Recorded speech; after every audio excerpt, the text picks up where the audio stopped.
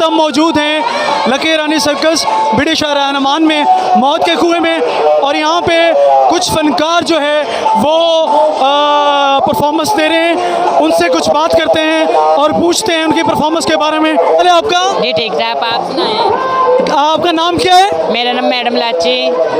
जी, कितने अरसे से आप यहाँ पे परफॉर्मेंस कर रही हैं? मुझे 1 साल हो गए। 1 साल हो गया है, ठीक है। तो पहले से अच्छा रिस्पांस मिल रहा है बिडी शाहरा नमान के मेले में या कम हुआ है?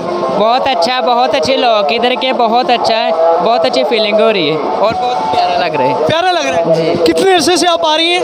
मैं मेले पर पहली बार हूँ और फंक्शन हम करते हैं, वो हमको 1 साल मुकम्मल हो गया है।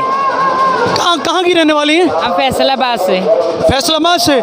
Thank you very much. सही है जी, कहाँ से फैसलाबाद से। पहले से ज़्यादा इंजॉय कर रहे हैं या कम? नहीं, बहुत मज़ा आ रहा है।